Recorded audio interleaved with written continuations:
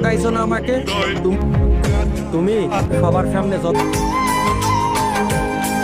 জানো ভাই, দিন মিস করে চাঁদ।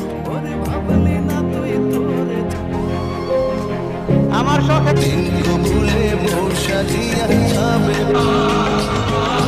আমার সংসারে আগুন লাগাইয়া বন্ধু প্রেমের খেলা শেষ।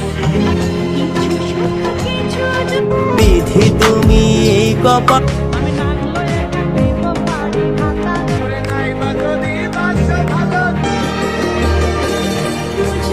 যতই সুখে থাকো না কেন, এই হারিয়ে যাও